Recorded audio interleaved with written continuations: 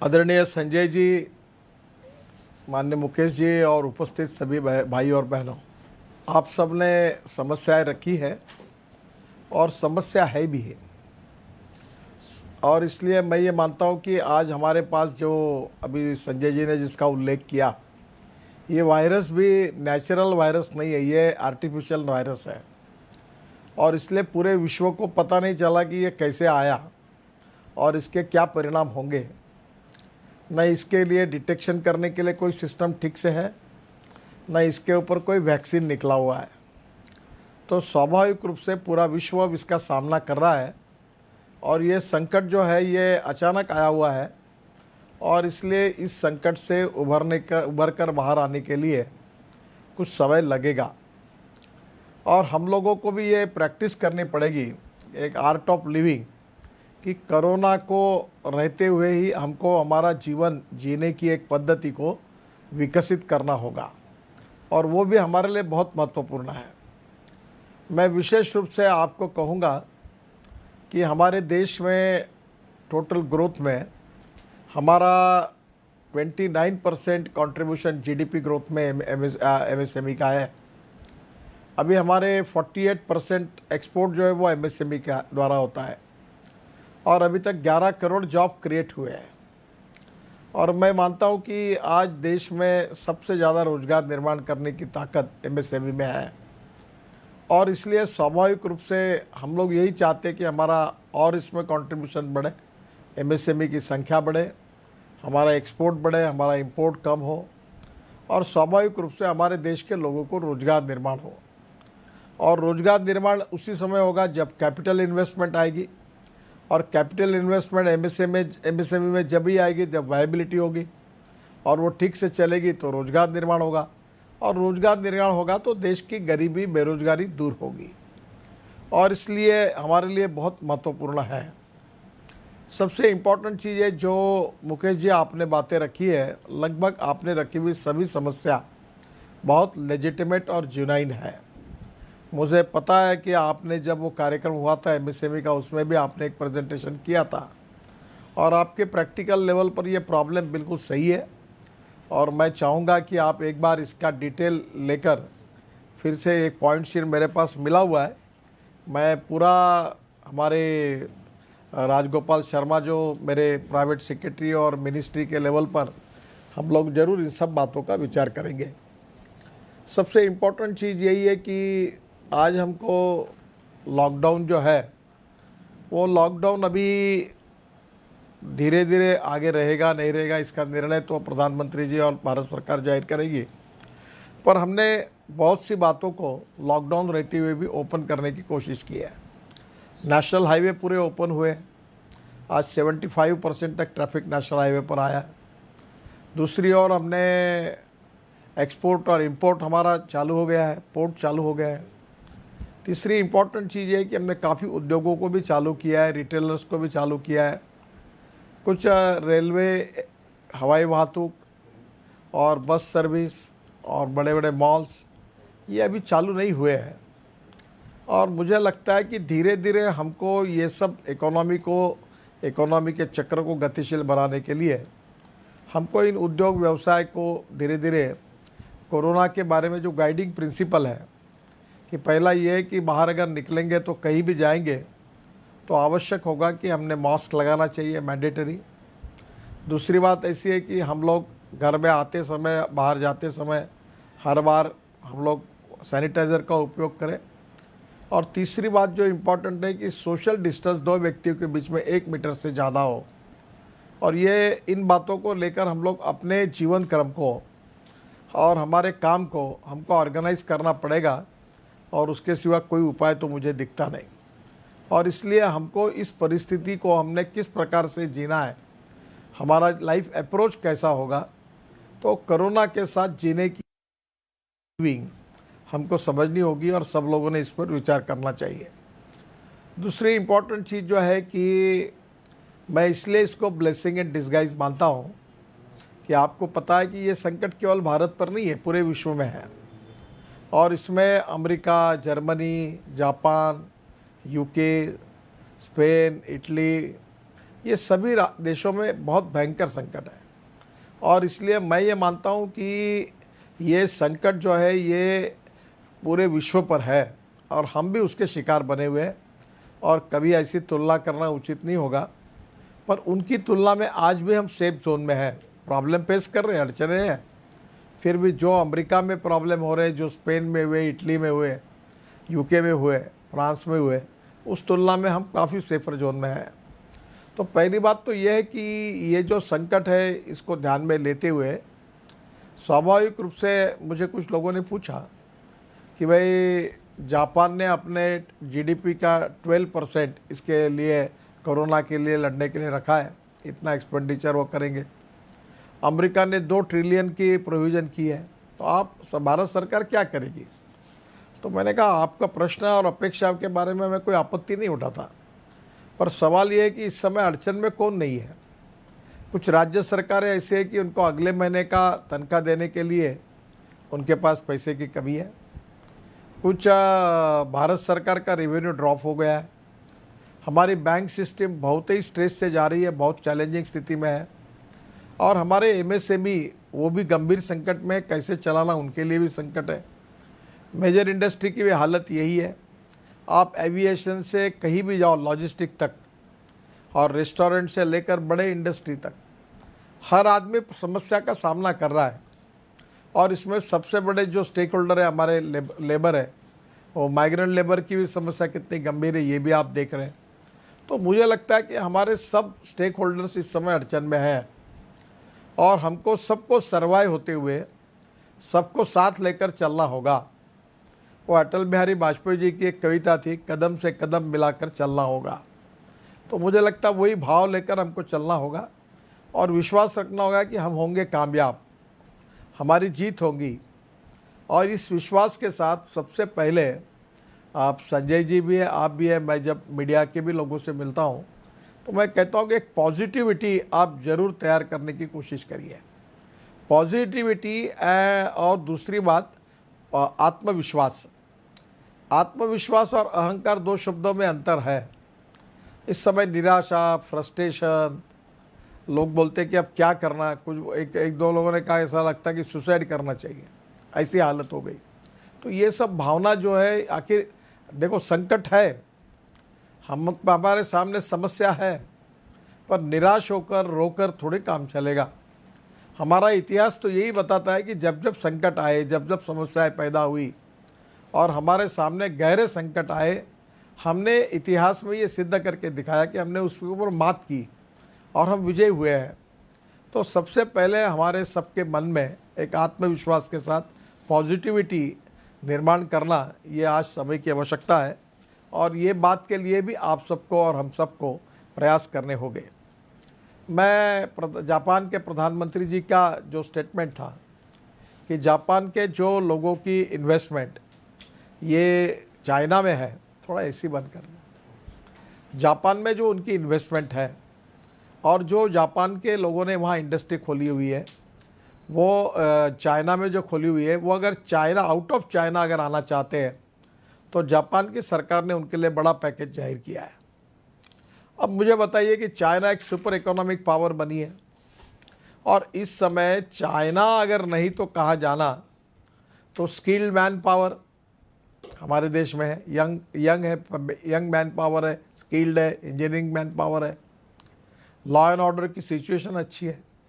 हमारे यहाँ logistic cost और लेबर कॉस्ट, पावर कॉस्ट सब पकड़ के भी दुनिया की तुलना में काफ़ी रीजनेबल है। और इसलिए निश्चित रूप से लोग इंडिया को डेस्टिनेशन करके चुन सकते हैं। और इसलिए हमारी राज्य सरकार भी निर्णय कर रही है, यूपी और गुजरात और अपने मध्य प्रदेश के सरकार ने लेबर कानून के बारे में का घोषणा की। अब इन लोगों को अगर हमारे देश में लाना है तो इनकी भी कोई कंडीशन होगी।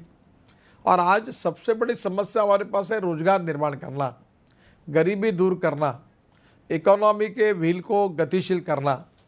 और इसलिए मुझे लगता है कि इन्वेस्टमेंट लाने के लिए हमको प्राथमिकता देनी पड़ेगी और उससे नए रोजगार निर्माण होंगे। और इसके लिए निश्चित रूप से ये ब्लेसिंग इन डिस्गाइज है, ये आपत्ति का रूपांतर इष्टापत्ति में करना, ये हमारे लिए अवसर है।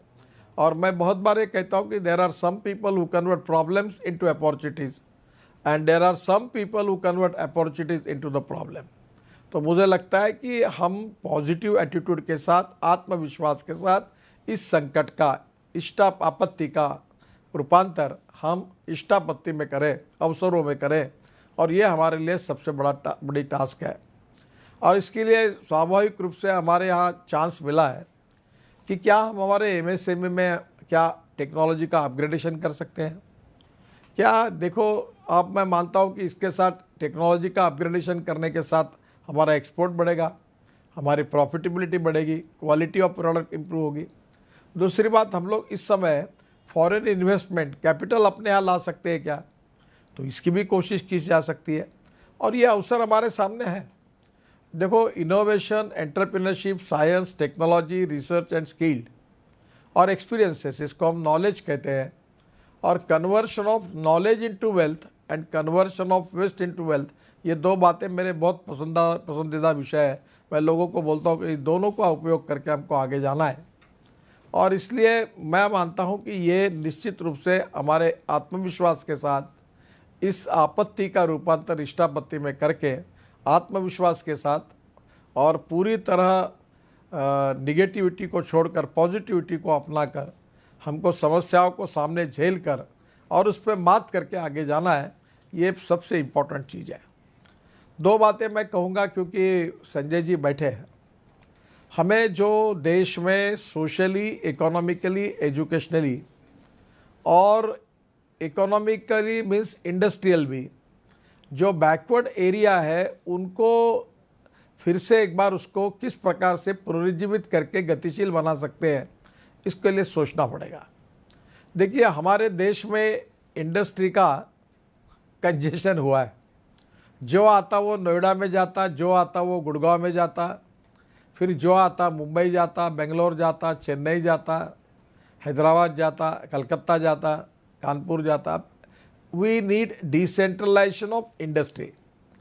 और उसके सिवा जहां अभी मुंबई में इतने प्रॉब्लम है कि वहाँ ज़्यादा डेवलपमेंट होने के कारण वहाँ के प्रॉब्लम बिगड़ गए। अभी धारावी में मैं वहाँ जब वीसी कर रहा था तो मैंने उनको, लेदर वाले लोग 1.5 लाख लोग वहाँ काम करते हैं लेदर का, तो मैंने उनको कहा कि मैं मुंबई दिल्ली हाईवे बना रहा हूँ, और ये हाईवे जो है, इसका इंटरेस्टिंग बात ऐसी है कि ये backward and tribal area of Haryana, Rajasthan, Maharashtra, Gujarat और मध्य प्रदेश से गुजरता है।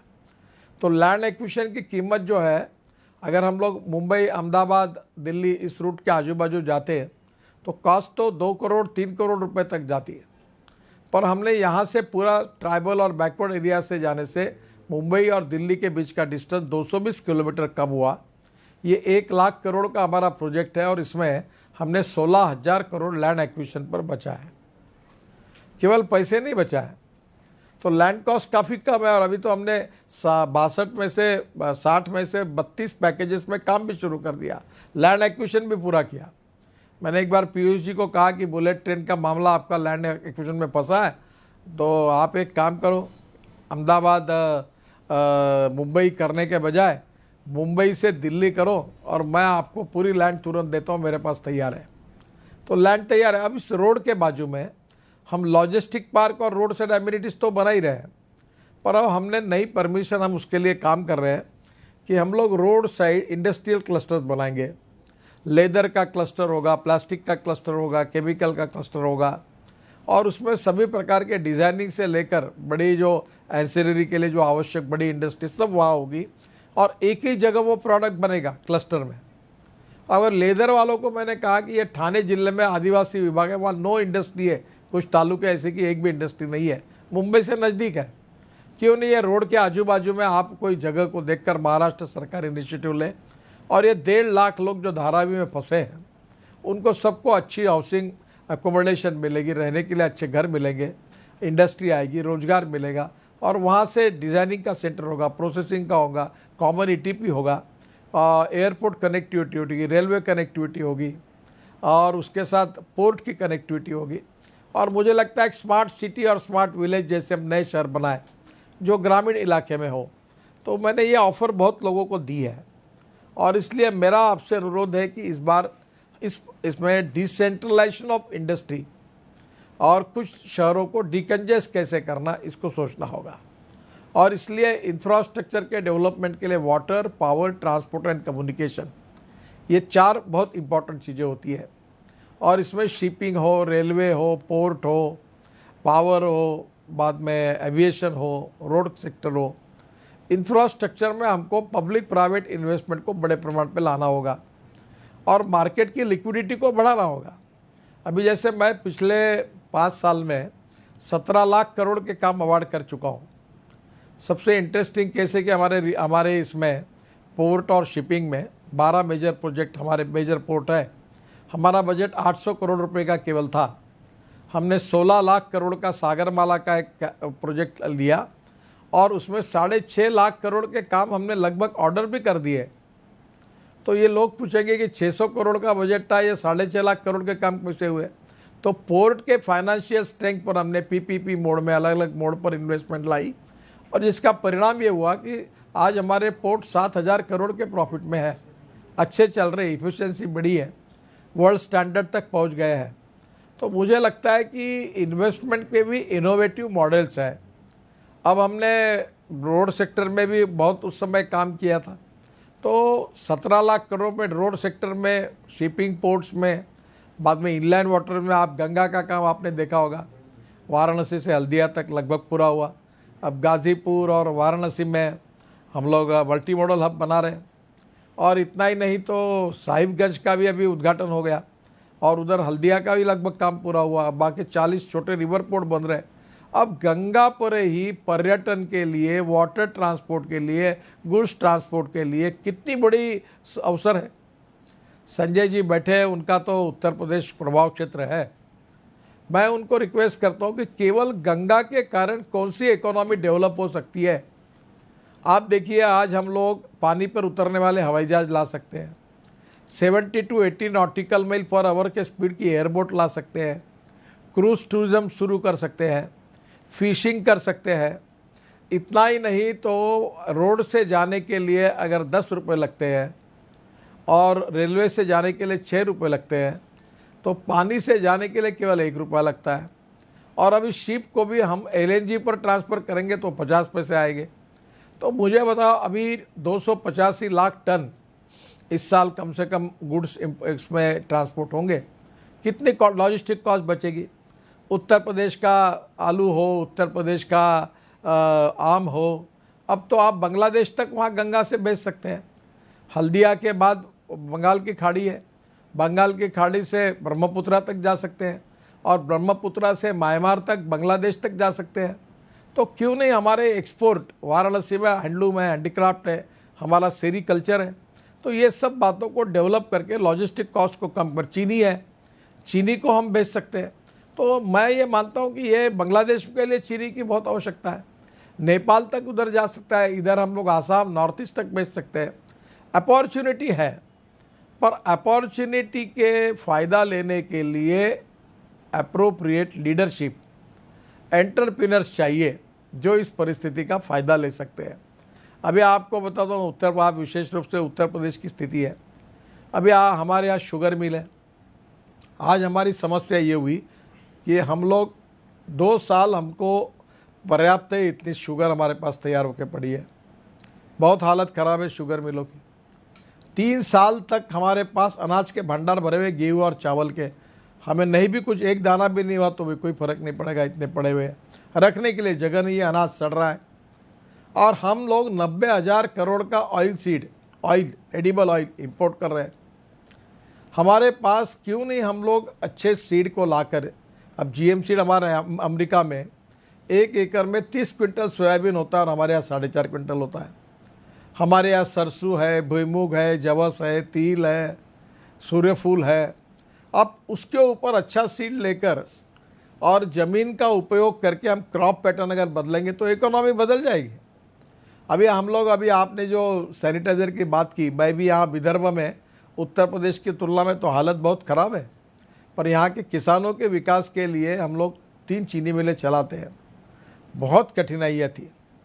हम लोग अभी डिस्टिलरी है तो हमने उससे, इस समय सैनिटाइज़र का भाव 1200 रुपये लीटर हुआ था, तो जैसे ये हुआ तो मैंने सुना कि भाई हम लोग इनको अल्कोहल 80 रुपये के भाव से देते और 1200 रुपये लीटर कैसे आया। तो सब मार्केट वैसी हुआ, तो मैंने सब शुगर फैक्ट्री को महाराष्ट्र में कहा कि आप सैनिटाइज़र बनाओ, और उनने सैनिटाइज़र बनाया। अब 400 रुपये लीटर भाव आ गया, सरप्लस प्रोडक्शन हुआ। तो मैंने पीयूष जी को कहा कि इसको एक्सपोर्ट करने की अनुमति तो इतना हुआ है ताकि गन्ना उत्पादक किसानों के हितों के दृष्टि से वो गन्ना मिल को अगर ये जाएगा तो 2 पैसे उनको भी मिलेंगे। अब मुझे बताइए कि आज हमारे पास भारत सरकार में, मैं 10 साल से कह रहा था पर कन्विंस नहीं कर पा रहा था, फूड वर्सेस फ्यूल विवाद था। अब राइस कट, सड़ा हुआ गेहूँ या चावल, बाद में मक्का, इससे हम इथेनॉल बना सकते हैं।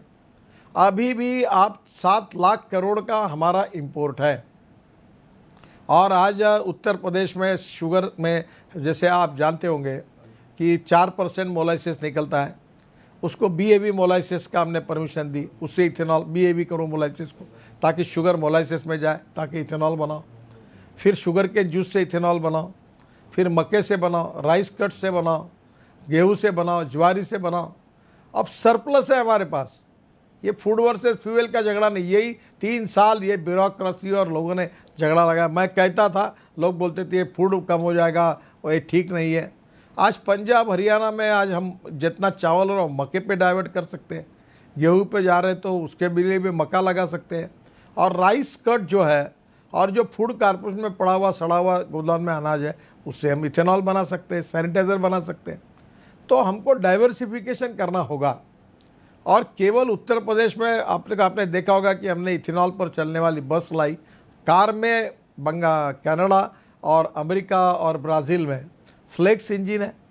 यही Mercedes, BMW, Hyundai, Toyota, Honda, यही कार है सब। और वहाँ फ्लेक्स इंजन का मतलब है कि 100% पेट्रोल डालो या 100% इथेनॉल डालो। इथेनॉल के कारण पोल्यूशन कम होता है। इथेनॉल 50 रुपये लीटर है और पेट्रोल अभी आज भाव थोड़े कम भी होंगे तो भी 75 रुपये के नीचे नहीं है। आप मुझे बताइए कि हम लोग, हमारे देश में किसानों ने तैयार किया हुआ फ्यूल का अगर उपयोग करेंगे तो 7 लाख करोड़ का हमारा इंपोर्ट है, 2 लाख करोड़ भी बचा है, तो ये कहाँ जाएंगे? ये उत्तर प्रदेश, बिहार, महाराष्ट्र, कर्नाटक, तमिलनाडु के गन्ना उत्पादक किसानों तक इसका बेनिफिट मिलेगा।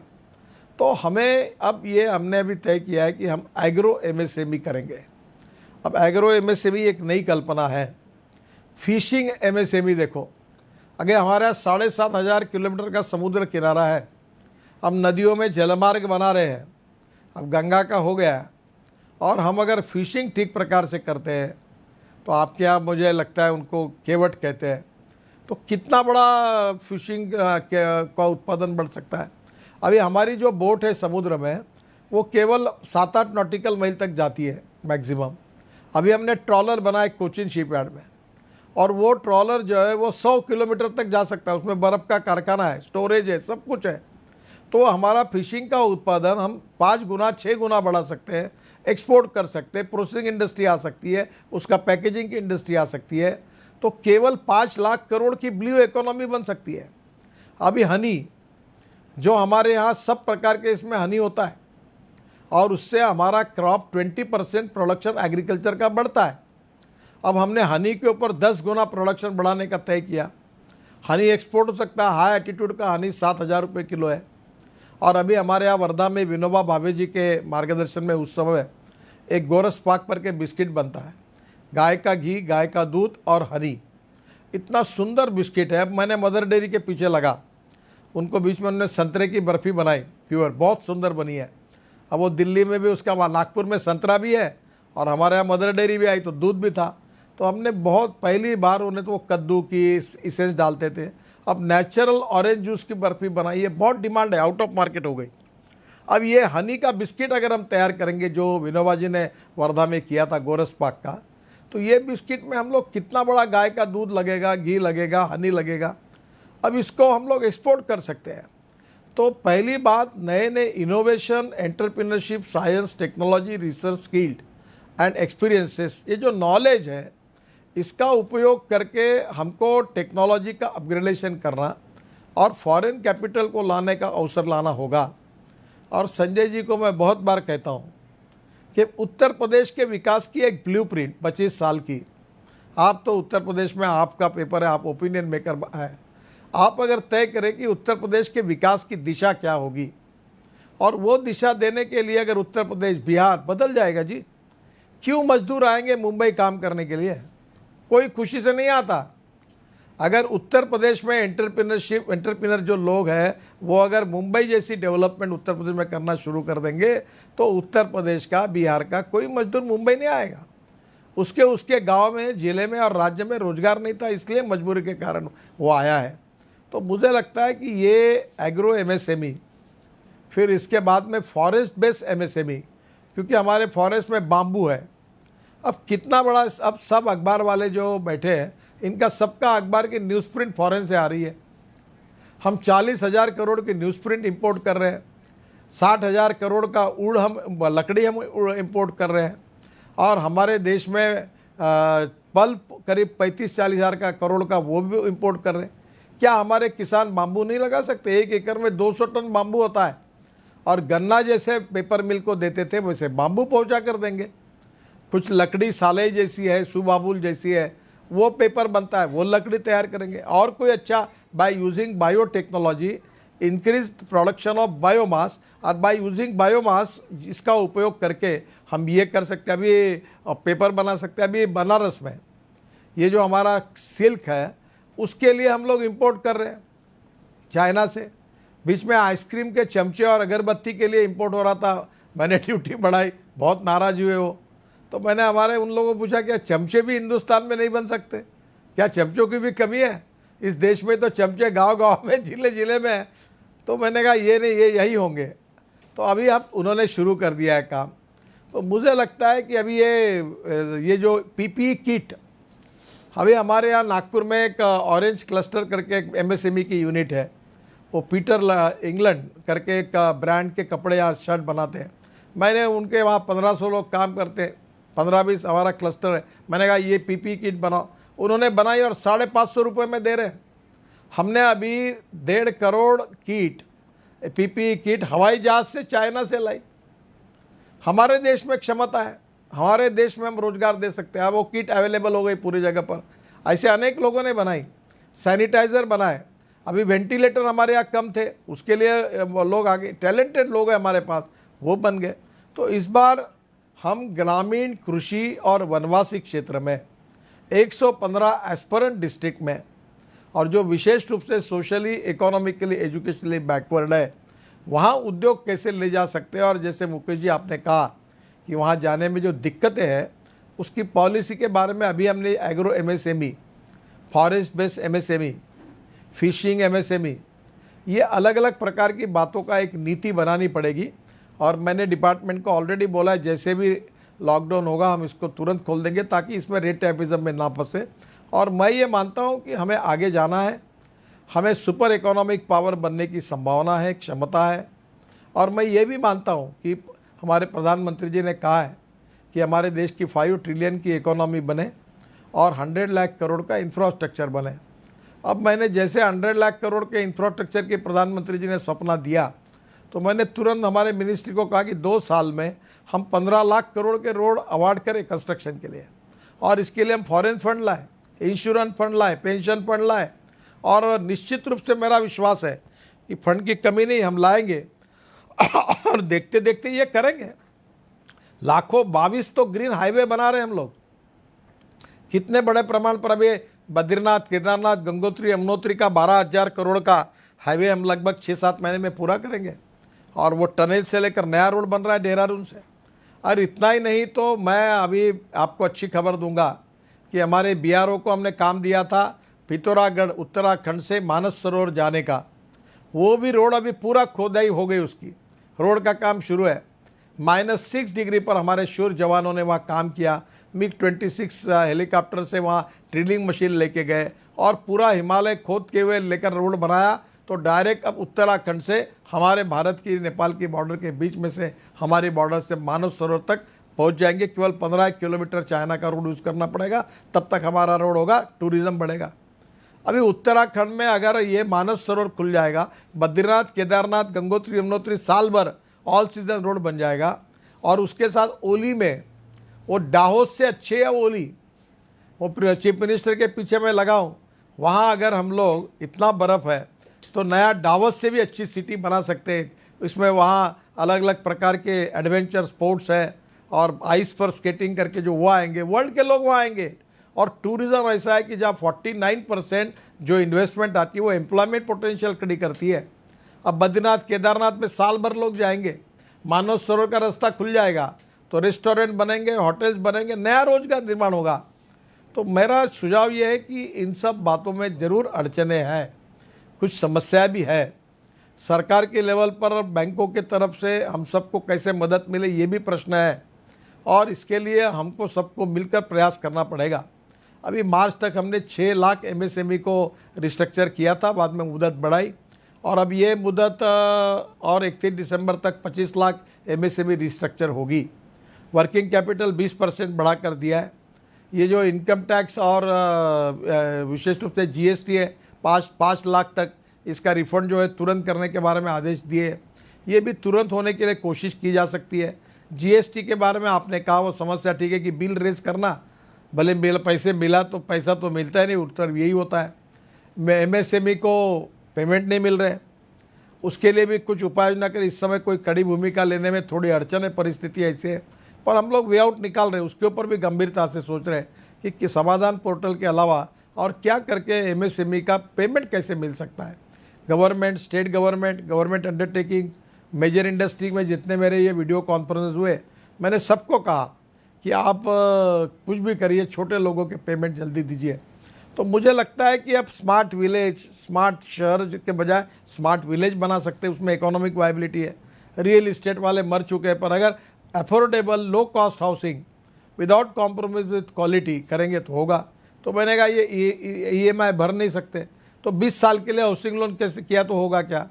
फिर इंफ्रास्ट्रक्चर के लिए रिजर्व बैंक के गवर्नर को मैंने रिक्वेस्ट किया, 30 साल के लिए हमको लोन मिल रहा है। तो जो हमारी समस्या है और मुकेश जी आपने रखी वो पूरी समस्या है। आपका कागज़ मैंने राजगोपाल जी को दिया है और मैं ज़रूर एक एक समस्या का सेक्रेटरी के साथ, लोगों के साथ बात करके समाधान ढूंढने का प्रयास करूंगा। और अभी तक जितनी बातें हुई और जो भी सुझाव हमारे पास आए, वो पूरे सुझाव हमने हमारे डिपार्टमेंट में उसका एनालिसिस करके वित्त मंत्री और प्रधानमंत्री तक पहुँचाए। और मुझे लगता है कि आने वाले 2-4 दिन में ही, मैं एक्सपेक्ट करता हूँ, मैं नागपुर में हूँ, निश्चित रूप से हमारे एमएसएमई को राहत देने वाला घोषणाएं दिल्ली से होगी और ये भी मैं उम्मीद कर रहा हूँ। और संजय जी, बहुत बार मैं मिलता हूँ आपको, आज तो पहली बार हम लोग दिल्ली में न होने के कारण वीडियो कॉन्फ्रेंस से मिल रहे हैं।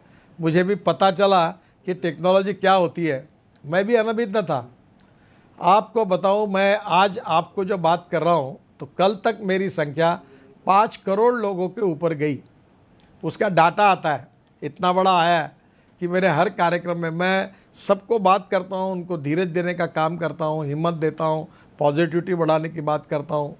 देखो, निराशा नहीं हूँ। मैं एक स्टूडेंट लीडर था तो मैं बहुत बार वो कहानी बताता हूँ कि मैं स्टूडेंट चेयरमैन के लिए चुनाव हार गया और पार्टी भी हारती थी, कभी कोई चुनाव नहीं जीतते थे। तो मेरे मित्र थे डॉक्टर श्रीकांत जिचकार, बहुत अच्छे, वो कांग्रेस में थे, बहुत होशियार व्यक्ति थे। तो उन्होंने कहा, नितिन आप बहुत अच्छे आदमी हो यार, पर तुमको जिस प्योरी ने गलत पार्टी में हो, तुम पार्टी छोड़ दो। तो मैंने कहा, मैं पार्टी तो नहीं छोड़ूंगा, मेरे आइडियोलॉजी के साथ मैं आने, तो जो होगा सो होगा, मुझे नहीं हुआ तो चलेगा। तो आज हमारे पार्टी को कोई आता नहीं था। हमारे कार्यकर्ता सालों साल प्रयास करते रहे, प्रतिकूलता में जीवन उन्हें न्यौछावर कर दिया और उन लाखों करोड़ों कार्यकर्ताओं के त्याग, तपस्या, बलिदान के कारण आज हम सत्ता पर आए। आज कश्मीर से लेकर कन्याकुमारी तक सब जगह पर सत्ता करने का अवसर मिला है। तो मुझे लगता है कि अपॉर्चुनिटी अभी, जब वो ऐसी मैं चुनाव हार गया था तो मुझे एक मित्र ने मुझे रिचर्ड निक्सन की आत्मचरित्र के एक जीवनी का एक किताब दिया, वो मैं बहुत याद रखता हूँ उस बात को। तो उस किताब को बोले, ये तुम पढ़ो नितिन, तुम्हारी निराशा निकल जाएगी। क्योंकि जब वाटर गेट के कारण उनको अमेरिका में रिज़ाइन करना पड़ा प्रेसिडेंटशिप से, तो वॉशिंगटन के उस बस्ती में लोगों ने उनको रहने के लिए, प्लॉट देने के लिए भी कहा कि हमारे यहाँ तुम मत आओ। ऐसी मानसिक अवस्था में उन्होंने किताब लिखी है और उनका एक अंग्रेजी में बहुत सुंदर वाक्य था, तो मैं जीवन भर मैंने उसको अपने जीवन में एक फिलॉसफी के रूप में रखा है। उन्होंने कहा था कि the man is not finished when he is defeated, but he is finished when he quits. युद्ध में हारने के बाद कोई व्यक्ति समाप्त नहीं होता, जब वो युद्धभूमि छोड़कर भाग जाता है तब वो समाप्त होता है। हम लड़ते रहेंगे, जब तक विजय नहीं मिलता हम चलते रहेंगे, और हम इस समस्याओं पर, संकटों पर मात करेंगे और हम जीतेंगे। हिंदुस्तान को सुपर इकोनॉमिक पावर बनाएंगे, राज्यों को आर्थिक दृष्टि से सुखी, समृद्ध, संपन्न, शक्तिशाली बनाएंगे, भय, भूख, आतंक, भ्रष्टाचार से मुक्ति देंगे, और पूरे विश्व में एक तरफ ये कैपिटलिज्म, पूंजीवाद, बाद में कम्युनिज्म, साम्यवाद और समाजवाद तीनों फेल हो गए, और गरीब आदमी को केंद्र बिंदु मानकर जो आखिरी व्यक्ति आखिरी पायदान पर खड़ा है, ऐसा सामाजिक आर्थिक चिंतन अंत्योदय का दीनदयाल उपाध्याय जी ने दिया था। मुझे लगता है कि उसको केंद्र बिंदु मानकर रोजगार नए कैसे निर्माण हो, गरीबी, बेरोजगारी कैसे दूर हो, इसके आधार पर काम करने की कोशिश सरकार कर रही है। और मेरा विश्वास है कि इस समय में निश्चित रूप से हम इस संकट से बाहर निकलेंगे। रिजर्व बैंक, वित्त मंत्रालय, भारत सरकार, सभी विभाग, हम पूरी तरह आप सबके साथ हैं। हम सब कदम से कदम मिलाकर चलेंगे। कोई अगर फिसल जाएगा तो उसको हम तुरंत अपने साथ लेकर आगे जाएंगे, और हम निश्चित रूप से जीतेंगे। ये समय बदलेगा, और यहाँ कोरोना वायरस पर मुझे लगता है कि आने वाले समय में जल्दी ही हमको वैक्सीन भी मिल जाएगा, तो वैक्सीन ले लेंगे तो कोरोना होगा ही नहीं। और डिटेक्शन के लिए भी नई सिस्टम, कोई अच्छी डिटेक्शन के लिए वो भी जल्दी आ जाएगी, और सब बातें नियमित रूप से होगी।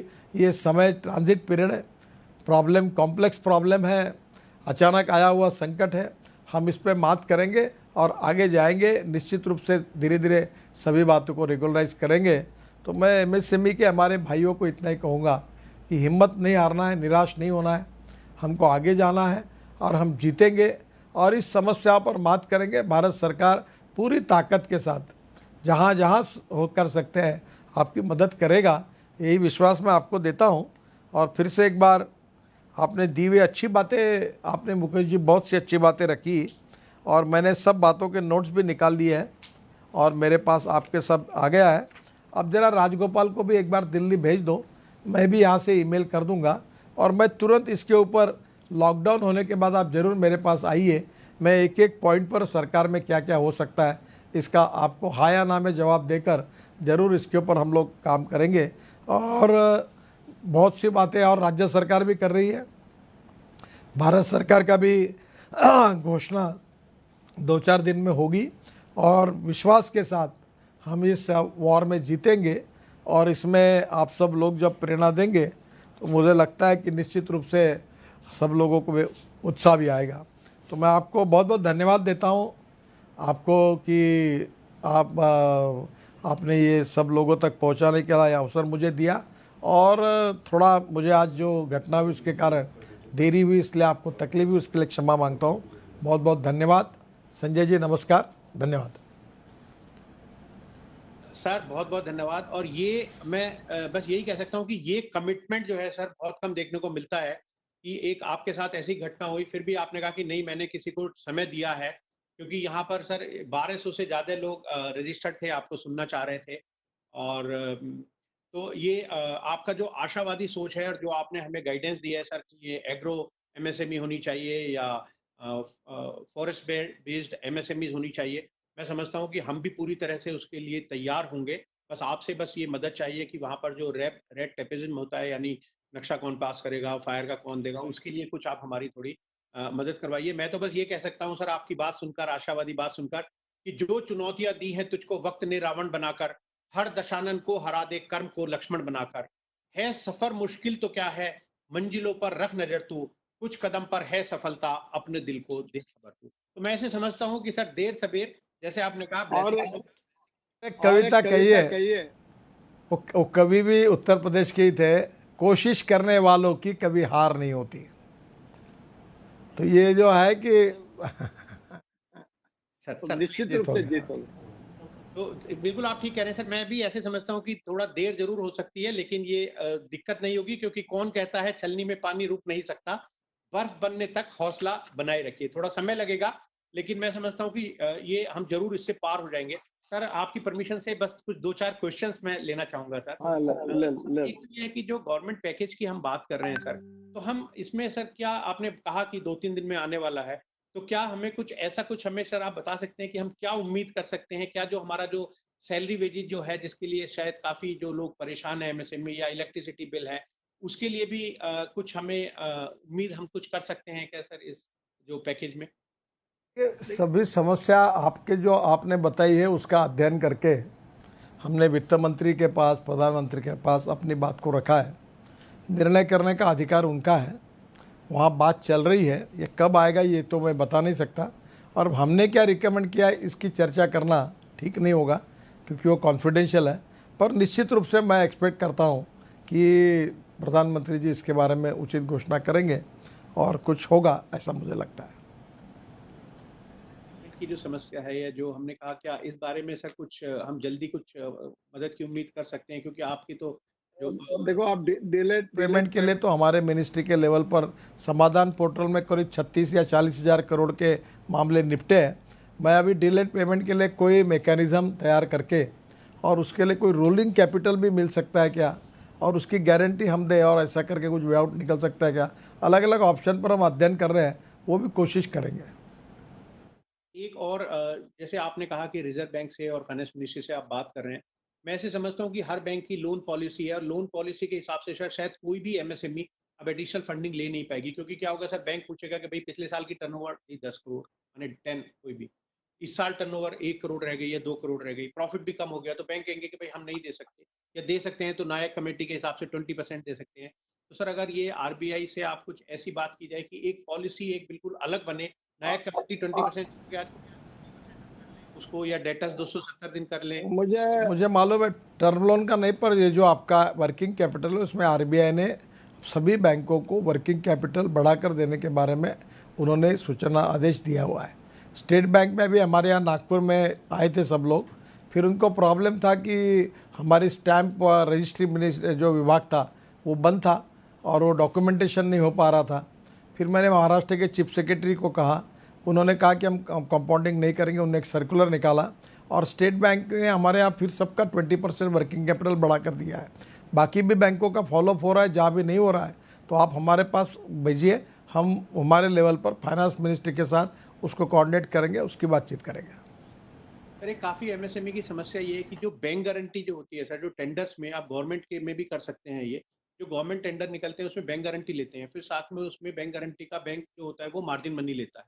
तो जो लोगों की वर्किंग कैपिटल है वो सर फँस जाती है मार्जिन मनी में। तो कुछ ऐसी इंस्ट्रक्शन अगर हो कि अभी कुछ समय के लिए ये बैंक गारंटी में मार्जिन मनी बैंक ना लें, तो मेरे ख्याल में उनकी वर्किंग कैपिटल काफ़ी स्मूथली चल सकती है। और होता ये है सर, वो बैंक गारंटी दे देते हैं तो वो आगे ऑर्डर भी नहीं ले पाते जब तक वो फ्रेश उनकी लिमिट नहीं हो पाती सर। देखो मुकेश जी, करिए, हमारे यहाँ नेशनल हाईवे में 2% हम लोग रोड का कॉस्ट ऑफ द कंस्ट्रक्शन जो रहता है टेंडर कॉस्ट, उसका बैंक गारंटी लेते हैं और वो मिल नहीं पा रही, बहुत दिक्कत आ रही है।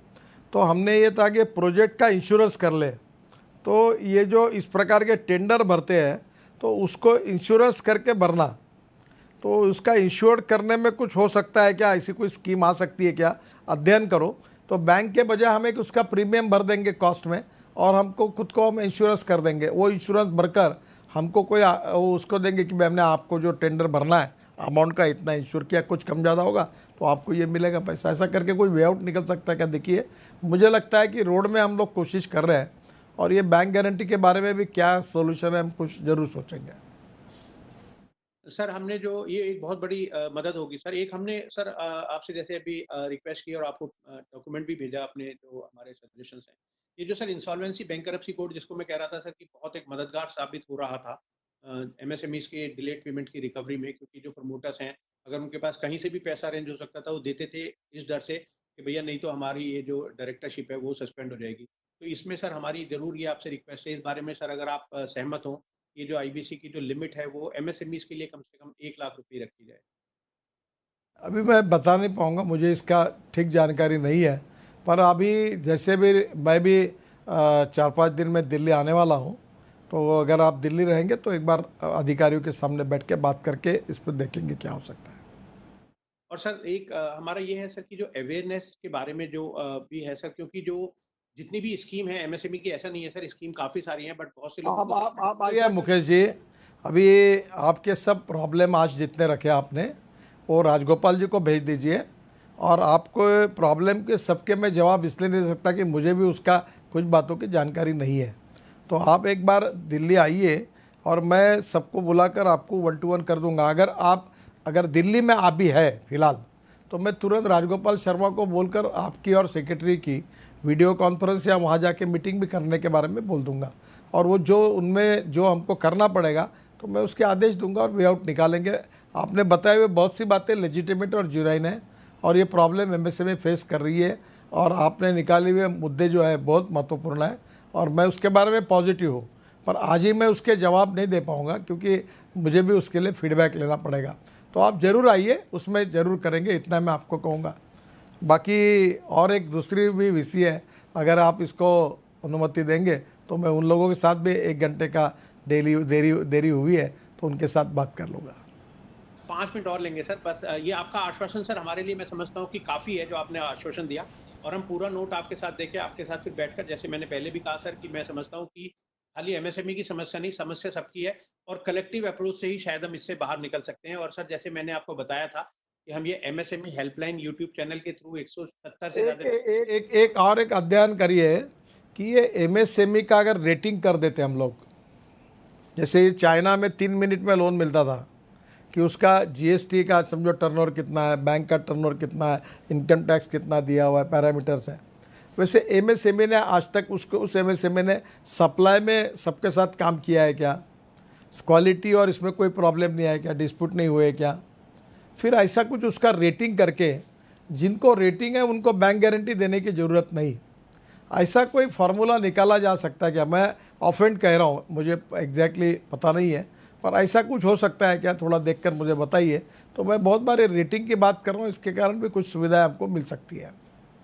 बिल्कुल ठीक कहा सर आपने, लेकिन हमारे यहाँ सर जो पीएसबी लोन्स इन 59 मिनट्स है सर, उसमें भी वो करते यही है सर कि जीएसटी से लेते हैं, क्योंकि वो एग्जिस्टिंग यूनिट के लिए नहीं है, जीएसटी से डाटा फैच करते हैं, इनकम टैक्स से फैच करते हैं, उसी के बेस पर है। पर हमने देखा सर वो इन प्रिंसिपल लेटर मिलता है, और कई बार जो लोगों की शिकायत है कि वो फाइनल सैंक्शन लेटर उनको नहीं मिल पाता। तो पर ठीक है सर, कोशिश आपकी तरफ से हमें पूरी आश्वासन है, तो हम आपके धन्यवाद देते हैं सर आपको।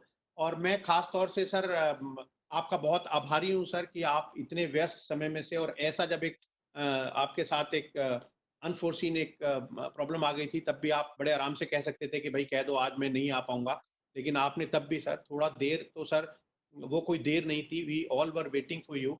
तो हम दिल से सर आपके बहुत आभारी हैं कि आप विषम से विषम परिस्थिति में भी एमएसएमई का साथ देने के लिए हमेशा तैयार रहते हैं। सर मैं आपकी पूरी टीम, यानी जो मैडम अलका अरोड़ा जी हैं, दीक्षित साहब हैं, और इवन जो आपके यहाँ पर नागपुर में से जो टेक्निकल देखते हैं सर सन्नी जी हैं, पूरा इतना सहयोग मिला सर। और मैं समझता हूँ कि आपकी इंस्ट्रक्शन ही शायद ऐसी हैं पूरी टीम को कि भैया एमएसएमई को कभी बिल्कुल कोई समस्या होने नहीं देना।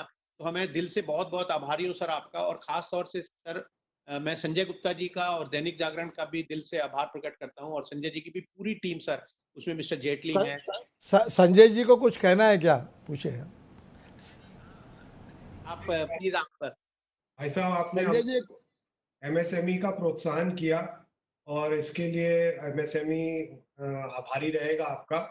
मैं एमएसएमई की तरफ से एक रिक्वेस्ट जो मुकेश भाई कर रहे हैं, मैं यही चाहूँगा कि आप अधिकारियों को ज़रूर एक इंस्ट्रक्शंस करें कि इनके साथ बैठ के इनकी जो तमाम सारी समस्याएं उनको ध्यान से सुने। और काफ़ी कोई ये सरल सॉल्यूशंस नहीं है इनके, जो ये समस्याएं रेज कर रहे हैं, पर तमाम सारी वर्केबल सॉल्यूशंस हैं इनके। और कुछ ब्यूरोक्रेटिक सॉल्यूशंस अगर निकाले जाएंगे तो उसमें से आधे से ज़्यादा समस्याओं का निराकरण हो सकता है, जो मैंने सुनी है। तो मैं ये चाहूँगा कि आप अधिकारियों को जरूर इंस्ट्रक्शंस करें इसके लिए। जरूर सर, थैंक यू, नमस्कार। जितने भी हमारे पार्टिसिपेंट्स हैं उनको भी दिल से बहुत बहुत आभार और धन्यवाद। Subscribe to Nation Next YouTube channel and press the bell icon to get regular updates from Nation Next. Also like Nation Next Facebook page and follow us on Instagram and Twitter.